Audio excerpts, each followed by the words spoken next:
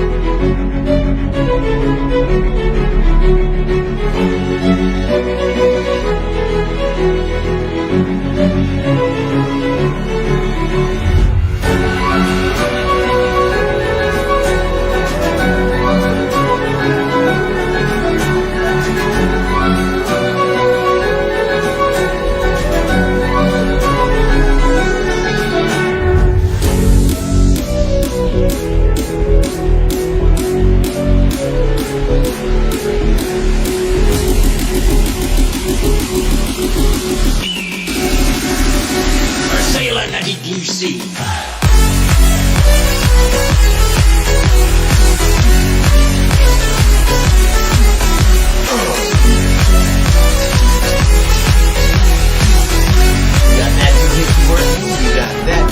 Working. Oh, here come those dudes. Oh, they might be spinning. Oh, wait, it's lagging. I don't know if they're still doing that spin thing. Oh, yep. Oh, goodness. Oh, yeah, here we go. Let's see if we can transition clean in 3, 2, 1. Hey, guys. Whoop, Camera's over here. Camera's over here. Camera 1, camera 2. Camera 1, camera 2 is fired. Hi guys. Well, welcome to our monthly live stream. The other one was kind of an impromptu favorites that we did last week, but I'll tell you what, we got some upgrades as you guys hopefully can see. We're getting a different camera angle. We got some upgraded parts as we do, like the promise I make to all of my players when they show up at Alliance Crossroads. Next time you show up, something's gonna be better. So here we are. This is our intro. Hello. Welcome. I am the owner of Alliance Crossroads, Tab, and this is my incredibly talented head of plot, India. Hi. Yeah, and we are here to share some stuff about LARP, about you guys, and well, stuff about LARP, stuff about us, and stuff about you guys. So here we go. We got a couple of things coming down the pipe for the rest of the Alliance. We are super stoked to share with you about it. Right now, coming up this week, we have a game in Denver that, believe it or not, we're going to be making it to. Yeah! We're heading back out to Denver. It's going to be great. They have over 90 confirmed pre-regs, so I hear. And that probably means that they're going to have a couple more people on top of that. So I'm very excited to get out there and to get another episode down and to go out there and play with Denver. I cannot wait to see and hear all of the wonderful news that may or may not be happening out there this weekend. And you guys will have to wait until the episode, or keep your eyes on Denver's Discord for any of the brand new news after this weekend. Week after that, I believe that it is a Vegas event. So the end of April, go check out Vegas if you're out on the West Coast. Shout out to Vegas, showing Vegas some love. Can't wait to eventually get out to you guys and check out your game. After that, we have Raleigh. Raleigh's going to be opening up May. That's really exciting, and can't wait to see what they do with their second game. And after that, we have a Crossroads game out in the mid-May with some games up north. And speaking of some games up north, y'all better watch out come summertime. I got some of your numbers, so I'll be surfing some couches and checking out some northern chapters of the Northeast later on this year. But we are super excited that we are getting out to Denver again. Unfortunately, India can't make it this time. Yeah. Yeah. So me and Matt are piling up another player. Josh is going to go and head out with us. He's another plot member, and he's from Florida. So poor Flatlands boy is going to have to live in the mountains for a little while. Indeed. And if you want to see Josh, well, you've definitely seen him in a couple of episodes. He's the guy that dropped the killing blow on the dragon at the Nationals. So Alpha's coming your way, Denver. I can't wait to see what he does out there in your game. With that being said, we cannot do this project without your support. So if you can, please check out our website, alliancexr.com, and check out that donate button on our PayPal page. That will put gas in our tank and get us to even more chapters. We are aiming to do 20 this year. Come this weekend in Denver, we will have done 5 in 7 weeks. So we are hitting a heck of a pace, and it is a joy to do. And I am very excited and happy to do it. Next week we have the Alliance Town Hall on the Alliance Discord server. Is that next week? Yep, that's Wednesday next week, 8 p.m. with our Alliance GM Tony. He's going to go over some of the ongoing things that are going on in the Alliance proper, and Tony goes over some of the things that are kind of the nuts and bolts of the Alliance, where I'm just trying to get you guys to come out and play. That's he's the really nitty gritty that we don't understand. Yeah, that's his job. He's the detail guy. I'm the idea guy, I guess. No, he does a great job. Tony has been one of the best GMs I've seen, and they're all great in their own way. But Tony has a real the hand of a diplomat, and it's working very well for him and making the Alliance a heck of a lot stronger. It's also hard just to not like Tony. He's just such a good guy. Indeed. So what we want to let you guys know is that right now you can pre-register for, I know, the Raleigh game because it's before us, but right now at 8 p.m. we just opened registration for the Alliance Crossroads game that is taking place May 20th. So if you want to get in before everybody else and get your pre-registration done and get your payments in, everything will be handled there, and that is a wonderful thing. If you are a new player or a new person to the Alliance and you're interested in checking out a game, you can check out our pre-registration episode, where we walk you through the finer points of the CMA and how to register. But I will say, it's very important to pay attention which chapter you're pre-registering in. So if you just follow all of the steps, you're going to pre-register for a Crossroads game. So you want to make sure that you're clicking the right chapter and the right event. Otherwise, you'll end up paying a chapter that you're not heading out to. Yet. And thank you to the young man in Raleigh who accidentally paid us for the Raleigh game and ended up donating the money anyway. He I guess kind of followed the CMA to the letter and just sent the money to our PayPal page instead of Raleigh's. But it was all worked out in the end, and everybody had a good time. And young man, it was a pleasure playing with you, and I hope to see you again. With that being said, we have some new segments that we're going to try to get out to you guys. This is the moving parts we were talking about. Yeah, the moving parts. Apparently we were trying to run all of our graphics that we're going to add to the show off of a thumb drive that I had plugged in, where I should be plugging in the camera at the same time. So once we had everything set to go, I was like, all right, plug in the camera, unplug this thumb drive, because we have everything off. Where'd all the files go? Goodbye.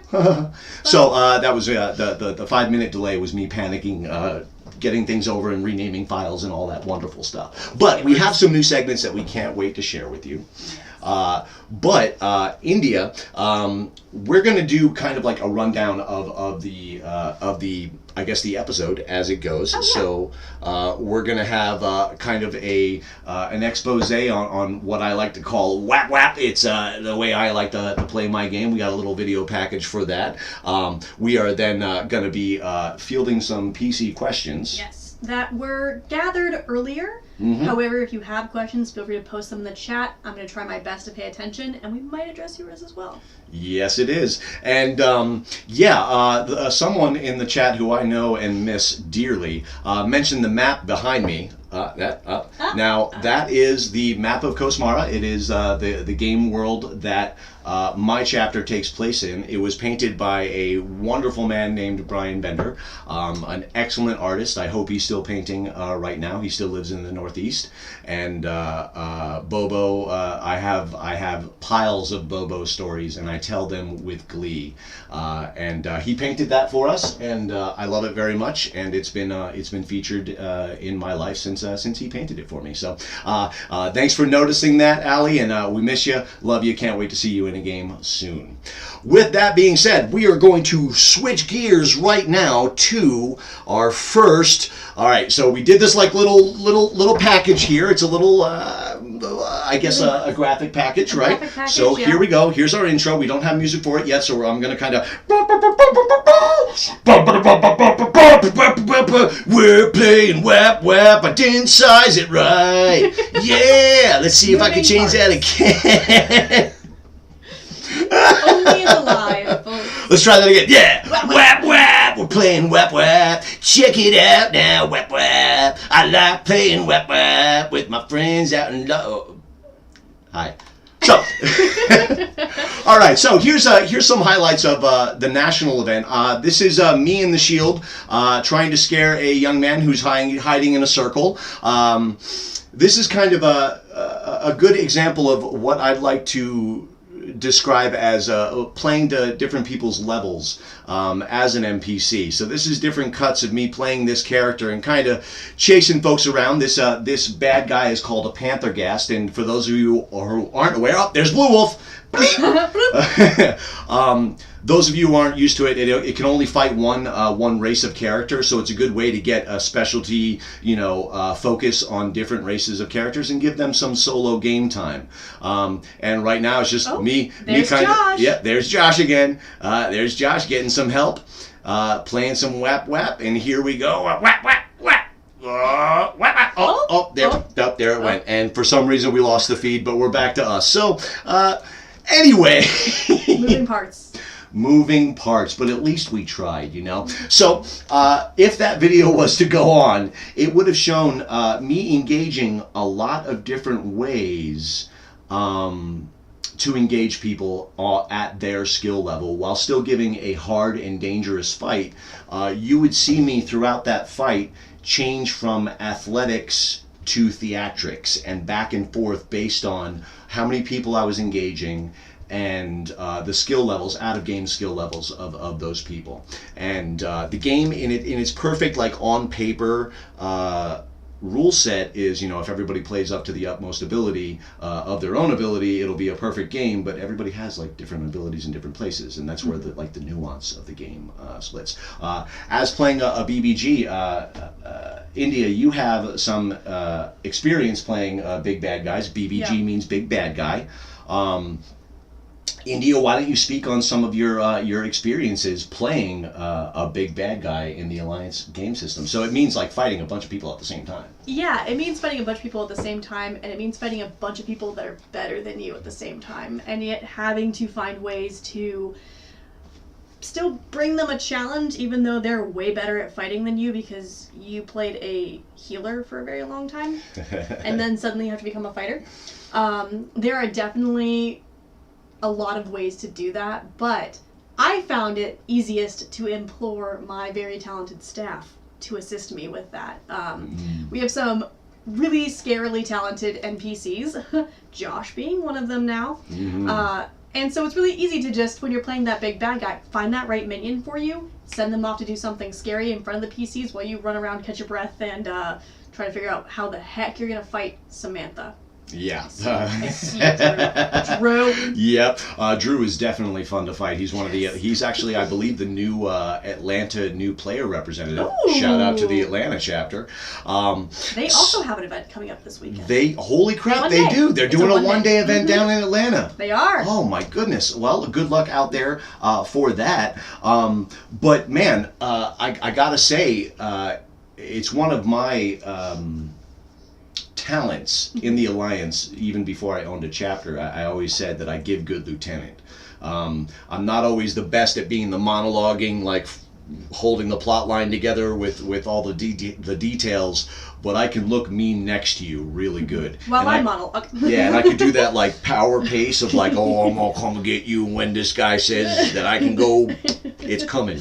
So it is always a very, very good experience, but it can be very challenging to play a big bad guy, and you're taking on in most cases the lead role of.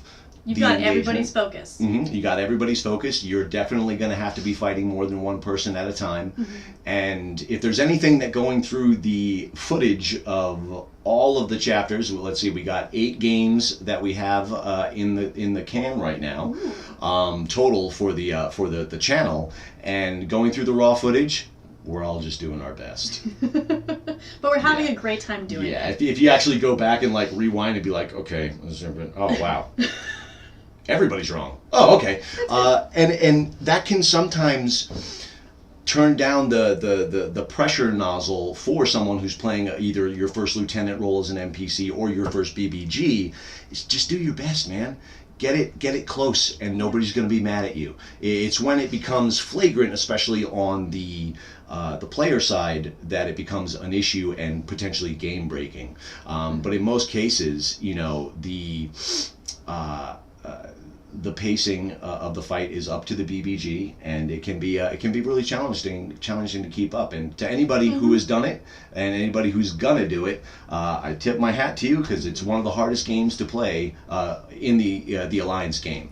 I think if I am right, I saw the Denver Head of Plot in there.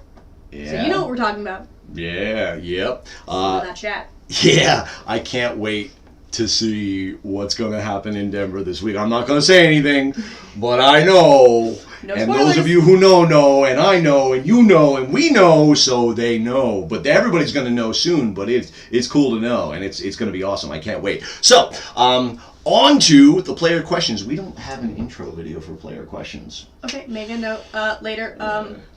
There, that's the idea. Player questions. Player questions. You know what we can do before player questions? We can do our thumbnail faces for the algorithm. We could do our thumbnail. Okay, guys, we're going to pause real quick to do thumbnail faces for the algorithm. So, algorithm, thumbnail, shot 1.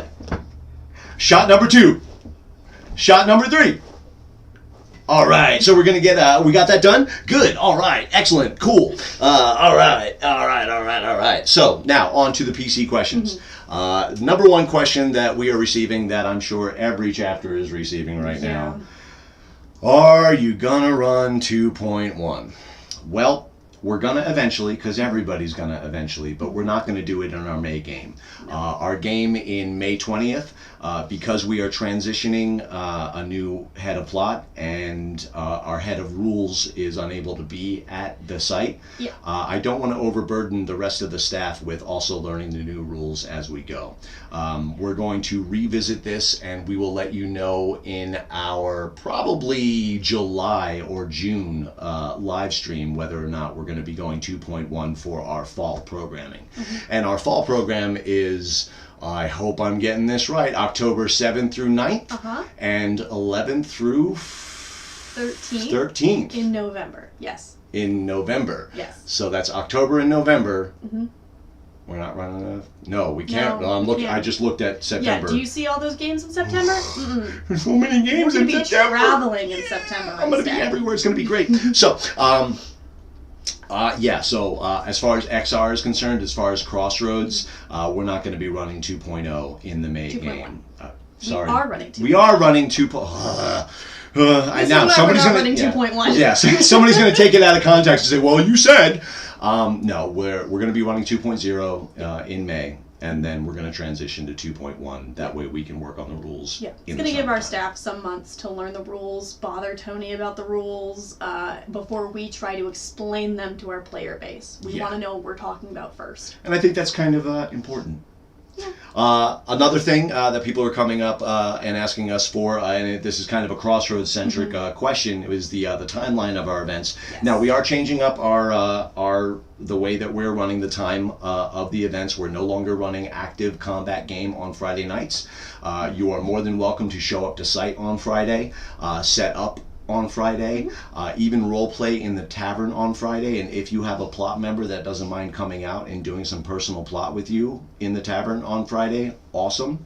We're not going to be running full game. And the reason why is I think a regional thing in the Asheville, Tennessee area. A lot of us work service industry jobs, and it's hard enough to get that many days off and to pay for lodging, since we don't have much lodging on our site. So to cut the cost for our player base, we're foregoing active Friday night game.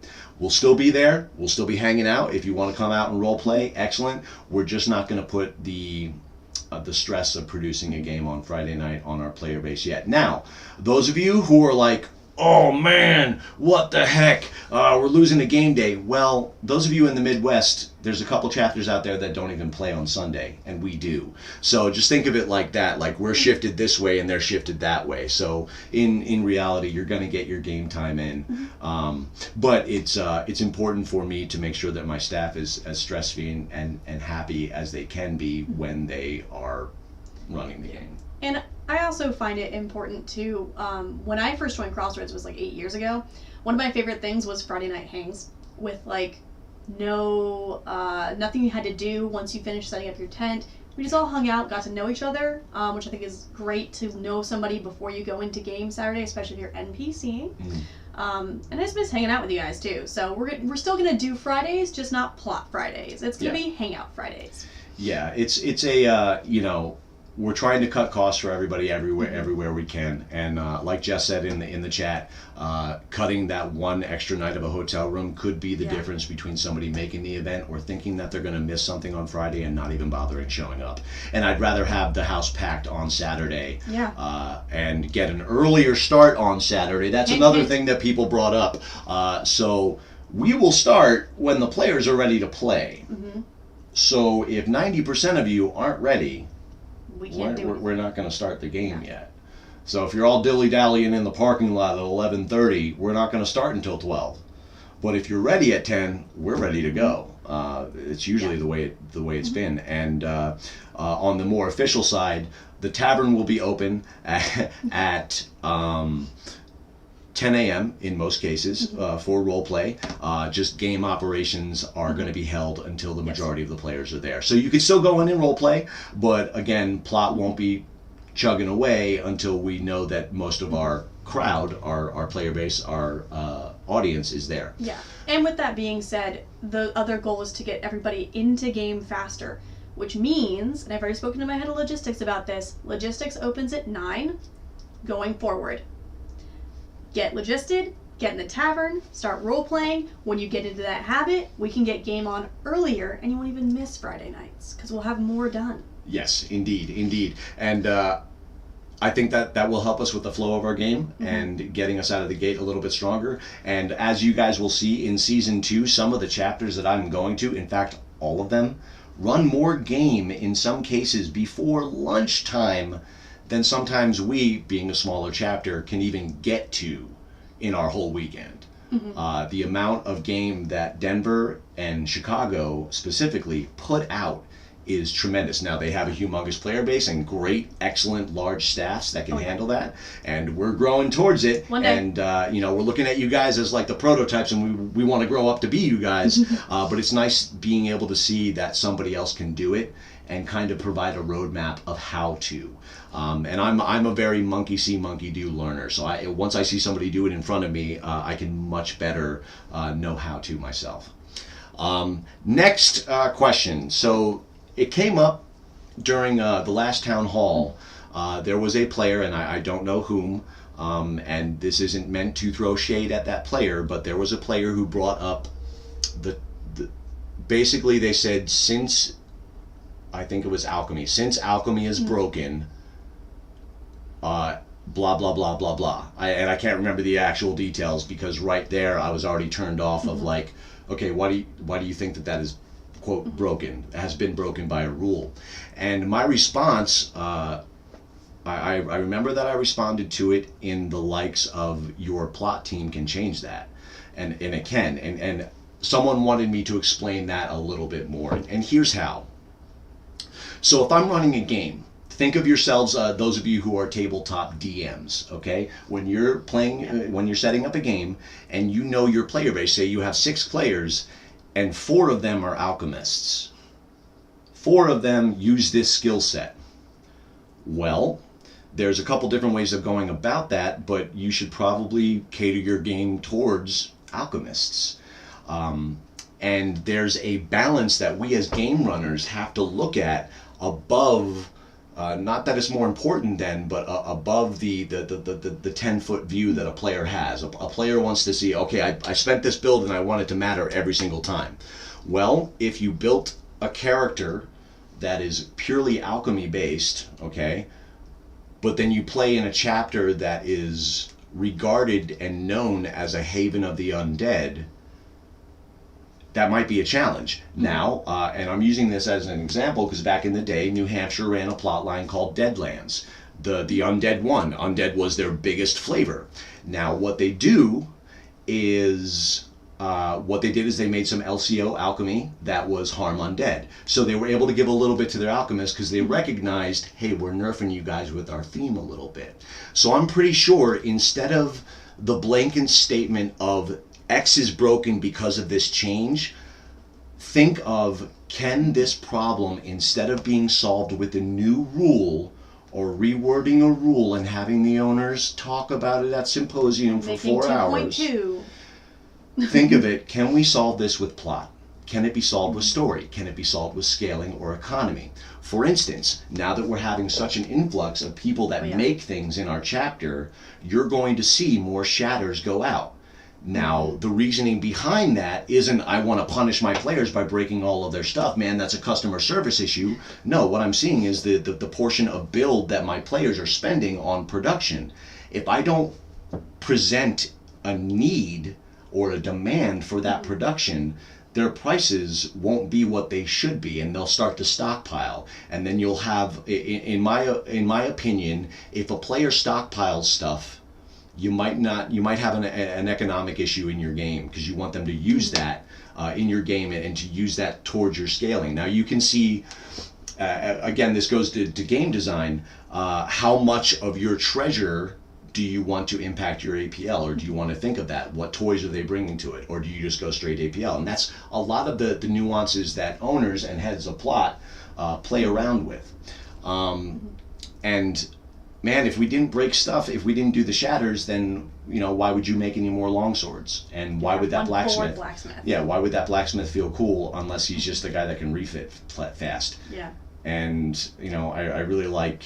I like being receptive to players, but I think it goes both ways. As Denver says, give what you get. And if somebody's coming in and saying that this character build is broken and it's unplayable, well, did you talk to anybody about it instead of just declaring that something is irrevocably broken? Because in most cases, a good story can fix that. And I hope that you guys can really take that to heart and make a really good game for yourselves. Yeah. And with that being said, as head of plot now, I want the Crossroads players that are here with us to know that I am looking at your character cards, I am seeing what production skills you have, and you will have to work. That's a warning and a teaser and a threat. Now, it's pretty funny.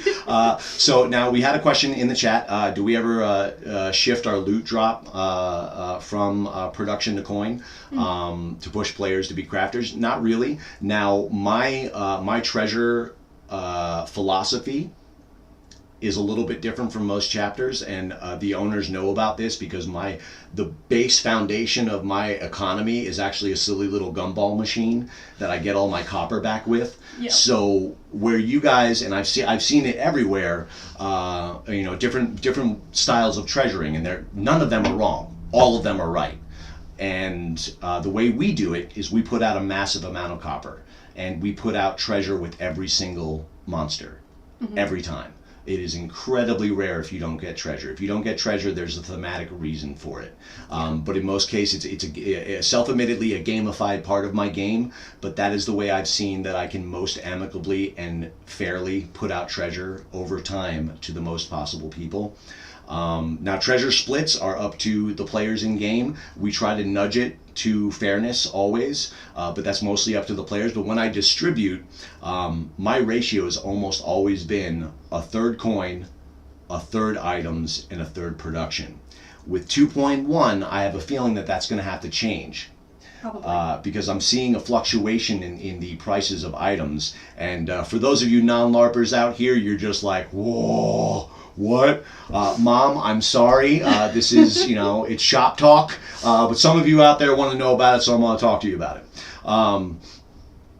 So now what you want to do, you want to use your loot to maybe supplement a lack of crafters. So if you don't have a potion maker in your player base, especially the younger chapters when you only have a couple of players, and nobody wants to jump on to that production bandwagon yet, that's when you can fluctuate and put more useful stuff out. Which Raleigh did an amazing job of, by the way.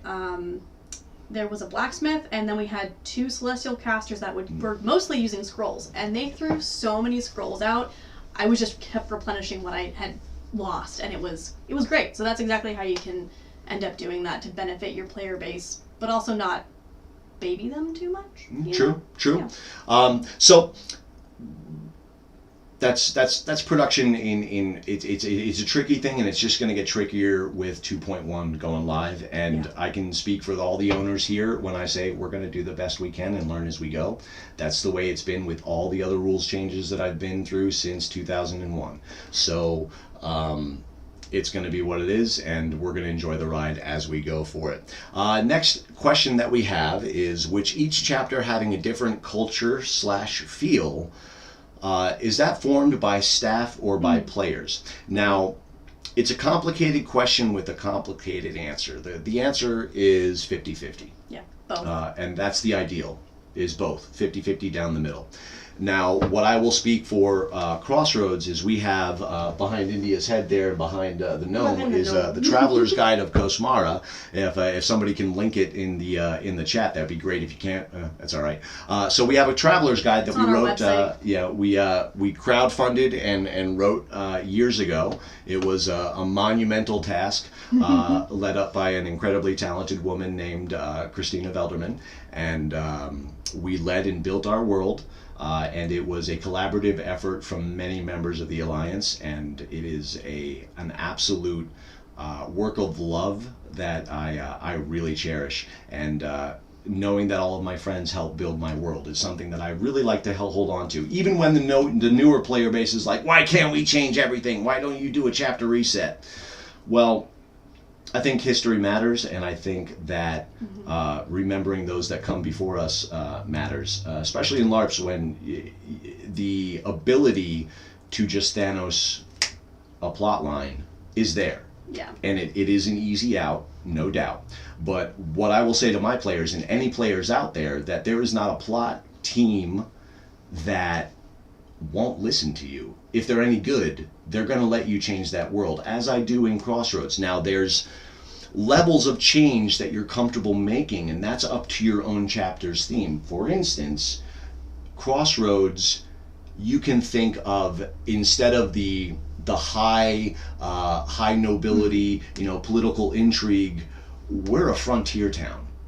We're right on the edge of chaos, of absolute wild chaos. Nothing. And the wild, the wilds, it's called the wilds. Yeah. So we have much more like frontier justice. Like, we do have the fealty system and structure, but the players are much less a part of it, and they're much more removed from it. Now, they can still go through and become nobles, but our game is much less noble centric and much less I guess hierarchy means a little bit less. Like, we use it as a thematic storyline, but our players don't hold a lot of sway in the game world. They just try to deal with it. And that the stories like that I like to tell are this ragtag group of misfits that just so happen to hold this little point on the map that none of these big nation states and armies can hold, and they just can't get these. They're like a little tick that they can't get pried out, and that's what the adventurers are. And they're just holding on to it, and and they're building as they go, and it's a little defiant town against the odds. And that's kind of what Crossroads has been since the very beginning. Because since the one of the best compliments that I received in my first year of running LARP was actually from the guy that painted that Bobo. He came up to me and he said, Tab, I told you that most of this wouldn't work, and look what you did. It's working. So not all bad ideas are bad, it's just how you put them forth and how you pull them off, and it's all in the execution and the love that you put into it. Yeah, but you can put so much into it, but it's also up to the players to take that, run with it, and continue that. Yeah. Or change it how they see fit with subtle little decisions that they make, or the way that they interact with NPCs and monsters. That also creates that culture. So it's definitely a collaborative effort, but we give them a skeleton and they flesh it out. Yeah, and you always want to be open to players changing things in your game, but as game runners and as people who've been around for a while, we also have to accept that the average LARPer plays for only a couple of years before something else happens. Maybe they'll come back, maybe they won't, but we never know. Like, we don't have the same D&D group every time. I have a core set of players that try to show up most of the time, but especially in the South, it's tough.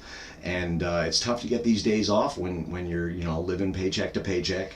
And we're doing the best that we can down here in the South to keep this game running. And again, we can't do it, and we can't do this YouTube stuff without your support. So again, shameless plug time. Check out our PayPal page at alliancexr.com, and please donate to the cause, if you will. It does help us. We do notice it. The donations that have been coming in have gone right into our gas tank to keep us on the road, to keep us filming, because I am truly a believer that if we can keep this up for the next year, that we will gain enough momentum that it will be self-sustaining after that. And for years, the other owners in the Alliance have always said, man, if we only had a commercial, man, if we only had some kind of visual element that really drew people in, and we're doing our best to make that for you. Are we Hollywood? Nope. But I think our enthusiasm and our love for what we're doing and the varied, the views that we're giving have value. And I can't wait to share the rest of, the beginning of Season 2 as we wrap up Season 1 here. We got 1 or 2 more videos in Season 1. Season 2 is a-coming. But right now, I'd like to ask India, because she's first stepping in to the head of plot shoes. She's had a little bit of time at the helm, and right now I want to ask her how she's doing with it. So, like, next year I can ask her how she felt and what she could tell herself right now then. So, what do you think so far about your head of plot experience? So I think it definitely is going smoother because I came into head of plot from being a plot member, and all of last year's, most of it, not all of it, arc was my big bad guy. So I had some experience being like, hey, I have ideas, I'm gonna implement them, hey, I'm gonna go yell at the players because it's my show. And I have to do this because everybody wants to keep talking to my villain. Why are you talking to villains? Stop that. So I think that definitely helped. It is nerve-wracking to take the helm fully. I still have Dan as an emergency contact, just in case something lights on fire and I don't know how to put it out. He's there to help me for the rest of this, actually just this next game. And then I'm on my own in the fall, so no pressure. It's fine. But I'm really excited to take all of his ideas. I have a notebook from him. Take his ideas, twist them, finish them, and then start bringing in a bunch of new ideas that he also left a notebook for me for. So I have a great platform to jump off from, and I would not have been able to do that without Dan's help. So I'm having a great time. I'm just really excited and giddy and nervous, and it's great. Yeah, and we can't wait to have in-person character development talks with all of our players. Yes. It's something that Denver does, and we are carving out time in our schedule to talk with you one-on-one about your player and what their goals are in the game. We have a, excuse me, we have a battery of questions that we want to ask you, and then we'll just kind of wrap and kind of get a better understanding of where you want to go. So if you want to take the time to do that, set up a talk with her and with India here, and we will get strapped in and get that rolling. I'll be making an announcement about that too on our Discord if you're part of the Discord. If you're not, our link is on our website. So that there's more information for you to look at, think about, and then you can reach out to me on there as well. Yeah, I'm very excited about what's coming down the pipe for us here at Crossroads and the Alliance in general. I am ready to jump to the final segment before we do our big sign off. Again, we have we have another graphics package that I hope works. So what we're going to try to start doing, again, we're going through all this footage and we're noticing some cool moments that some cool people are doing. We want to give them a shout out and kind of give them some representation out there in the greater LARP world of stuff that I think is cool and cool stuff that happens. Little things that we're catching throughout the year. I don't know if you caught it in one of the episodes, but there's a packet that flies towards me and hits me right in the camera, and you can see like the top of the packet like flicking out right there. And it's pretty cool because I pull it out and I kind of throw it back at them.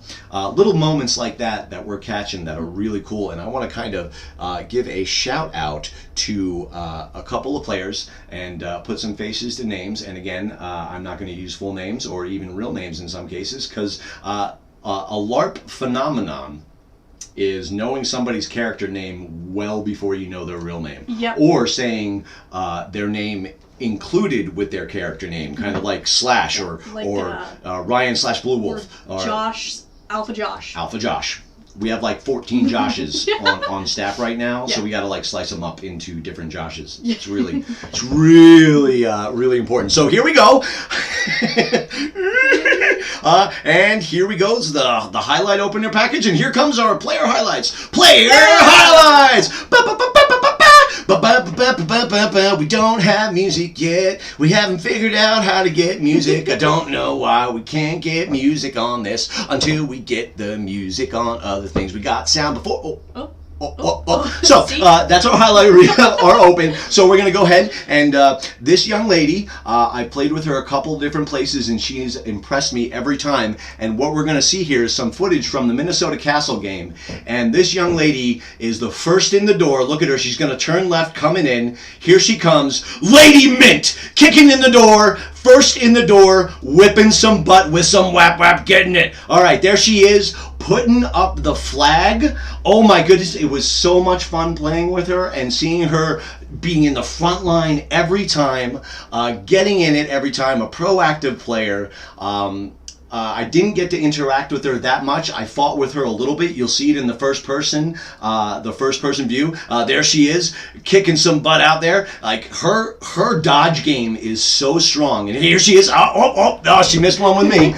All right. Also here, this young man. I think you can hear some of the audio here. This is Sid. We talked about him last week. Yeah, get it, Sid. Get it, Sid. Get it, Sid. There he goes. Yeah, Sid putting a whooping. There he go. Oh, boom. All right, there we go again. Now this is Sid versus Mint. Mint and Sid, here we go. Oh, she's coming around the corner. And she's swinging. Oh, parry. Oh, dodge. Dodge, get out of the way. There she goes.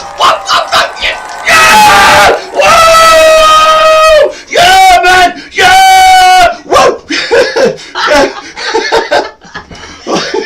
Sorry. You opened the door when you're screaming. He gets really excited. Sorry. I got so excited my dog came in here. But while going through all of that footage, I kept on seeing this woman doing these amazing things. And Mint, I don't know you out of game, and if this makes you uncomfortable, we can, of course, cut the footage. But man, lady friend, you throw down! Yeah. I was absolutely amazed at how you guys fought. Clean, concise, athletic, like getting into it. Like you guys move like superheroes. Like I want to see us move all the time, but we can't because we're just a bunch of nerds doing our best. But every now and again, we're catching these moments that are so cool. I think I can I get that again? Now this is I hope this is the one without any audio, but we're seeing it again. Oh, I just want to play it again because I just want to see how cool this lady is. There she goes again. Get it, Mint! Get it! Now, a fun thing about Mint, during that castle event, apparently her husband was a major NPC for the weekend. Now, I saw this young man practicing a speech all weekend, and I'm sure she saw him practicing it a bunch as well. And turns out this speech was a big, like, I guess you could call it a betrayal speech, and everybody was supposed to drink a poisoned cup that the guy was going to put it out. So he does this big speech, and everybody figures out that it's poisoned, and nobody drinks it except Mint. Why? Because it's her husband out of game. Isn't that adorable? It is so adorable. And watching Sid again here throwing down, and watching these people playing the game in the right way, it is entertaining to play with you guys like this. I mean, look at Sid's presence. He is playing a BBG here, and she is doing exactly what she should. Throwing down, taking the parries, doing a little bit of tank work, making him miss, blowing his skills. Oh man, I am such a fan of people that play that way. And Mint and Sid, you're doing it right, and it is such a joy to see. There are so many different things that we're seeing throughout this time and throughout our times out there at the Alliance. It is so much fun to play with you guys. I cannot wait to come out and do some LARP with you and get smacked around by a couple of you. Denver, we will see you this weekend. India, are you going to go out to Raleigh with us next time?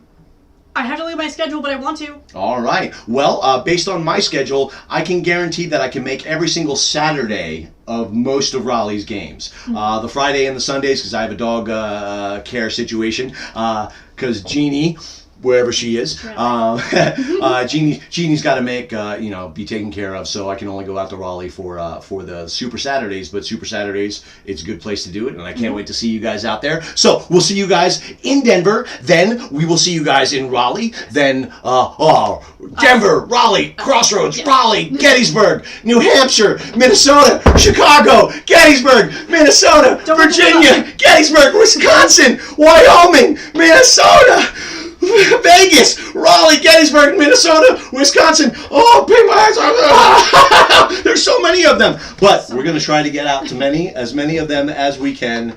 Guys, we are having such a great time playing with you all. Jeannie wants to come out and play as much as she can. I hope you enjoyed the live stream. We're going to get these technical issues. You see us trying to do new stuff for you. We will get better, won't we, Bean? Yep. Jeannie thinks we're going to do better. She believes in us. And she believes in you. So, guys, until next time, if I don't see you here, I hope to see you out there. Keep on keeping on, and we'll see you on the next one. Until then, we're going to go to our outro and the music, but until next time, bye! Oh, we got to hit the mute. Mute.